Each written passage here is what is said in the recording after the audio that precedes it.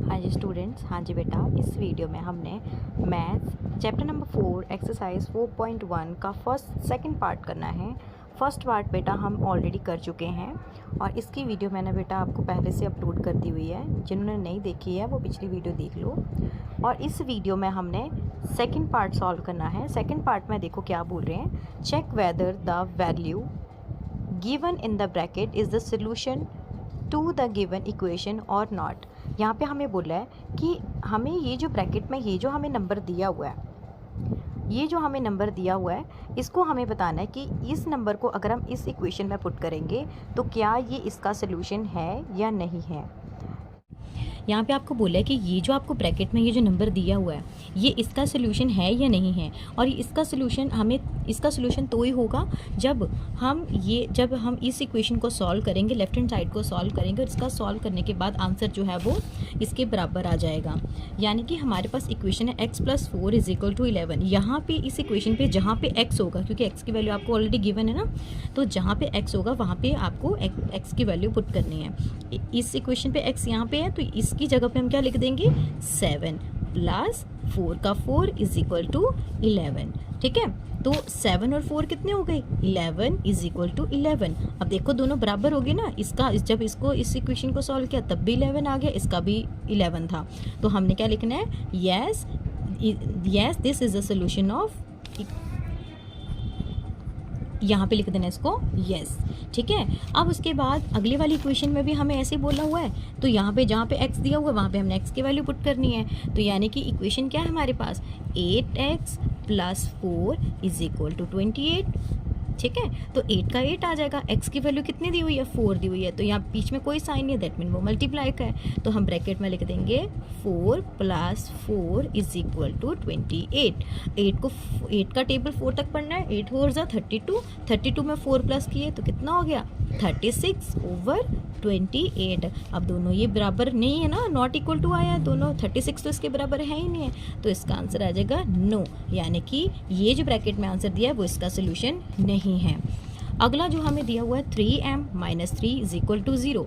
3m - 3 = 0 और m की value कितनी दी हुई है, 1। तो यहाँ पे जहाँ पे m लिखा हुआ है वहाँ पे हम 1 पुट कर देंगे।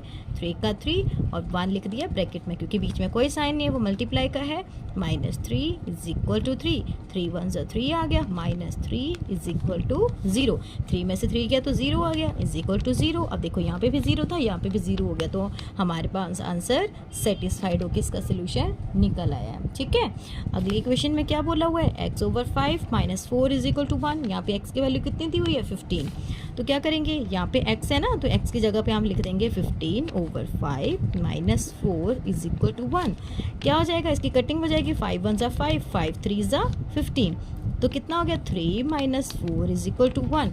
3 में से 4 गया तो कितना रह गया, 1 = 1। तो यानी कि हमारे पास ये जो है, हाँ जी, तो यहाँ पे क्योंकि माइनस का साइन था इसीलिए हमने क्या किया कि इसकी कटिंग कर दी ना, फिर उसके बाद 5 के टेबल कटिंग होगी इसकी, 5 1 = 5, 5 3 = 15। अब यहाँ पे छोटे में से बड़े को माइनस कर रहे हैं तो माइनस का साइन साथ में लगेगा, और ये ऑलरेडी माइनस का था, तो यानी कि ये दोनों बराबर आ गए ना, इसका भी आंसर आ गया यस। ठीक है, अगली इक्वेशन में भी हमें ऐसे बोला वो 4x - 3 = 13। यानी कि यहाँ पे मैं इसको आपको सॉल्व करके बता देती हूँ। फिफ्थ सम जो है 4x - 3 = 13 और x की वैल्यू आपको दी हुई है 0। यानी कि जहाँ पे x दिया वहाँ पे आपको 0 पुट कर देना है। 4 का 4, 0 - 3 = 13। 4 0 = 0 - 3 = 13। अब 0 में से 3 गया तो माइनस ये 3 ही आएगा, है ना, तो 3 का 3 लिख दिया और यहाँ पे = 13। अभी दोनों बराबर नहीं आए ना, तो ये हमारा आंसर हो गया नो। हाँ जी स्टूडेंट्स, सो सेकंड पार्ट बेटा हमारा सॉल्व हो चुका है, जिसके मैंने आपको ये सारे सम जो है वो सॉल्व करके बता दिए हैं। आई होप कि आपको ये सेकंड पार्ट अच्छे से समझ में आ गया हो। अब हमने करना है थर्ड पार्ट। थर्ड पार्ट में हमें क्या बोला गया है कि solve the following equation by trial and error method. अब इसमें ट्रायल एंड एरर मेथड क्या होता है, इसमें ये होता है कि जब तक आपका ये आंसर इस इक्वेशन के साथ लेफ्ट हैंड साइड का आंसर जो है वो राइट हैंड साइड के साथ बराबर नहीं होता, तब तक आपको ये सम जो है वो सॉल्व करते रहना है। अपने पहले हमें एक्स की वैल्यू जो भी गिवन होती थी, हम क्या करते थे, इक्वेशन में पुट कर देते थे इसको। लेकिन अब क्या करना है कि इस इक्वेशन को, तो देखो हमें क्या बोला हुआ है कि पहले 5x + 2 = 17 कि जब तक हमारे पास आंसर जो है वो इसके बराबर नहीं आता है, इसके इक्वल नहीं आता है, तब तक हमने क्या करना है, इसको सॉल्व करते रहते हैं, अपनी तरफ से वैल्यू जो वो लेट करते रहना है। सबसे पहले हम मान लो कि लेट x = 1। पहले मान लो कि x की वैल्यू जो है वो 1 है। इस इक्वेशन पे हम पुट कर लेते हैं 5x + 2 = 17, यानी कि 5 का 5 आ गया। x की वैल्यू क्या पुट किया आपने अपनी तरफ से 1, तो यहाँ पे 1 लिख दिया, +2 = 17।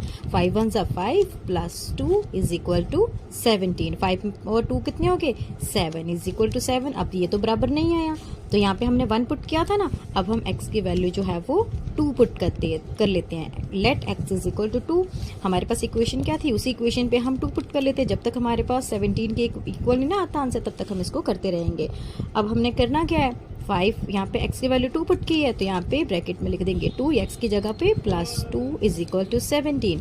5 2 = 10 +2 = 17। 10 और 2 कितने हो गए, 12 = 17। अब ये क्या हो गया, बराबर नहीं आया। फिर हम क्या करेंगे, यहाँ पे 2 पुट की थी, अब हम जो है वो x की वैल्यू जो है वो 3 पुट करके देख लेते हैं। ठीक है, तो इक्वेशन क्या थी हमारे पास, 5x + 2 = 7। 5 का 5, x की वैल्यू कितनी थी, 3 +2 = 17। 5 3 = 15 +2 = 17।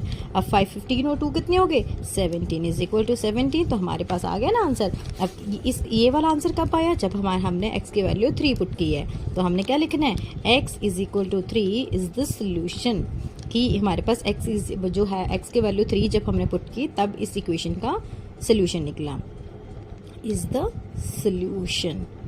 ठीक है, उसी तरह से हमने नेक्स्ट सम भी ऐसे करना है, 3p - 14 = 4। अब यहाँ पे हम क्या करते हैं, क्योंकि हमें 4 के इक्वल नंबर चाहिए, तो हमें क्या, और यहाँ पे 14 है, तो हमें वैल्यू भी उसी हिसाब से लेनी पड़ेगी। तो हमने क्या करना है, लेट p = 8। अब p की वैल्यू 8 पुट करके देख लेते हैं, क्योंकि अगर 14 में से 8 माइनस जाएंगे, देन उसके बाद आपके पास आंसर बराबर आ सकता है। तो क्या किया, 3 का 3, p की जगह पे हम क्या लिख दिया, 8 - 14 = 4। 8 3 से कितना हो गया, 24 - 14 = 4। अब 24 में से 4 के तो कितना हो गया, 4 में से आप इसमें आप इजी भी माइनस कर सकते हो। 4 यहाँ देखो ऐसे किया करो, 4 में से 4 गया तो 0 हो गया, और 2 में से 1 गया तो कितना हो गया, 1। ठीक है, = 4। अब 10 में से 4, अब देखो ये दोनों तो बराबर नहीं हुए ना, तो इसीलिए हमने क्या किया, यहाँ पे अब लेट कर लेते हैं कि p को, क्योंकि आपने 8 पुट किया था ना, अब हम 7 पुट कर लेते हैं। p = 7 है, तो यहाँ पे क्या हो गया, 3p - 14 = 4। 3 का 3, p की वैल्यू हमने 7 पुट कर ली, -14 = 4। 7 3 से कितना हो गया, 21 - 14 = 4 हो गया। ठीक है, तो कितना हो गया, 21 में से 4 गए तो कितना हो गया, 4 में से 1 गया तो 3, 2 में से 1 गया 1, तो यानी 13 = 4 आ गया। अब ये भी बराबर नहीं आया। अब हमने क्या करना है, लेट कर लो p की वैल्यू जो है वो यहाँ पे 7 पुट कर ली थी, तो अब हम 6 पुट करके देख लेते हैं। यहाँ पे कितना हो गया, 3p - 14 = 4। ठीक है, अब 3 p की जगह पे क्या लिखेंगे, 6 लिखेंगे, -14 = 4। 6 3 सा 18 - 14 = 4। अब 18 में से 4 गए तो कितना हो गया, 4 = 4। ये हमारे पास आंसर आ गया ना, 4 इसके बराबर आ गया। इसी तरह से हमने ये सारे, इसी को हम जो है वो ट्रायल एंड एरर मेथड बोलते हैं, कि जब तक हमारे पास आंसर इक्वेशन जो है उसका सोल्यूशन नहीं निकलता है, जब तक हमारा आंसर जो वो left hand side right hand side के इक्वल नहीं आता, तब तक हमने अपनी तरफ से वैल्यूज लेट करते इसको सॉल्व करते रहना है। ठीक है, अब नेक्स्ट वीडियो में मैंने आपको इसी एक्सरसाइज का पार्ट 4 और 5 जो है वो एक्सप्लेन करना है। ओके जी, थैंक यू।